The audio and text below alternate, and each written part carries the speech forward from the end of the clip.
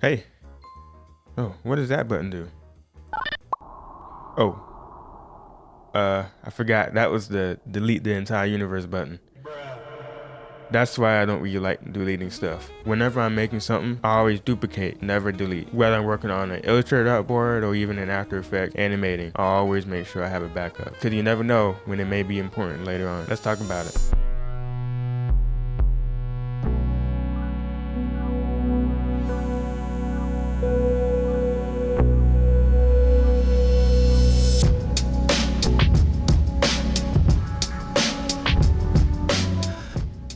So I'm gonna make 3 points.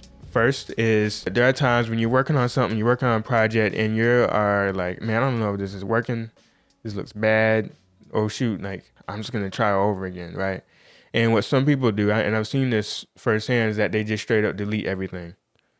Like, okay, maybe that's not the best idea because there are times when you try it again, let's say a new design or something like that, and you try out these different ideas, but you don't have like history behind that. So when you want to reference something that you already have made, it's gone forever, and you can't undo all the way back because you probably ran out of undos because you made so many changes, right? There have been times where I made something, or even like my team has made something, and they make changes and that sort of thing. But then when we actually need elements, like, oh, what if you incorporate that old idea that we had before? Is nowhere to be found, and now you kind of have to either recreate it or just kind of let it go because it's not exactly the way that is found. Plus, it also just saves time when it's needed to, like, for example, let's just say you are struggling trying to design a star, right, in Illustrator or something like that, and you're struggling making that shape for some reason, right? But then, you're like, you know what, I'm gonna try and draw a triangle instead, right? And then you go out, you delete the star, and you try out the triangle, and then as you're making the shape, you realize, oh shoot, you know what? The star could actually fit right here in this little cubby right here in this little element. You don't have the star anymore. So now you got to do it all over again. Had you had sort of kept it, you would have had it. You can pull from it.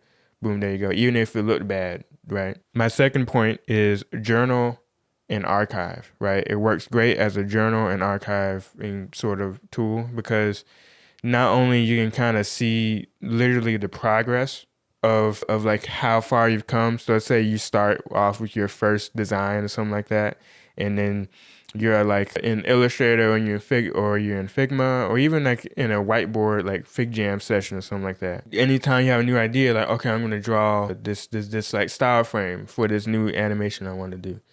And the first version looks whack, does not look great at all. I go, okay, you know what? I'm going to duplicate the entire like artboard, the entire canvas, and make a new one, and then make those changes, right? And then figure out, okay, how can I make this better? And then when I have another new idea, then I make those changes. And I sort of attribute it to almost like versioning.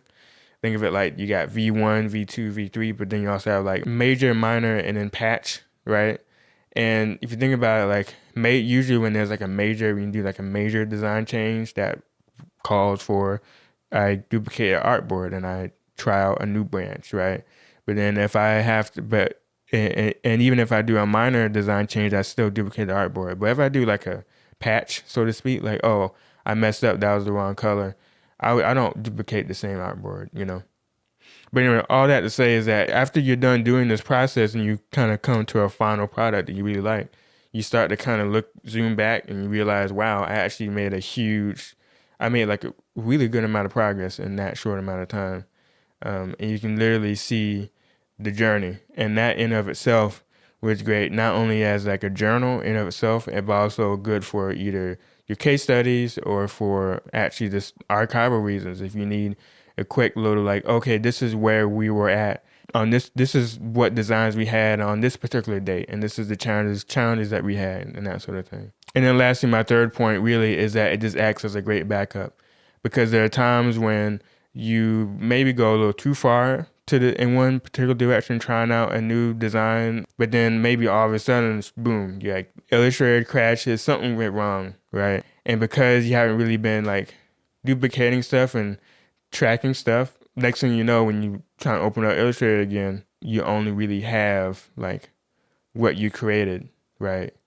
But had you had sort of the components, then you can kind of sort of bring it together.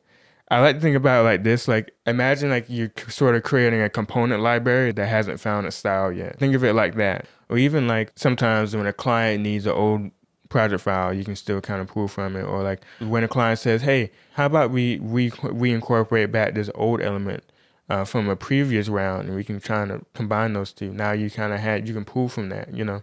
So yeah, so in conclusion, you don't know until you know. You may reuse it and recycle it later for something completely different. It works really good as a journal and archive for like to seeing the progress that you made and looking back, and even reusing it for case studies or for telling a story, that sort of thing.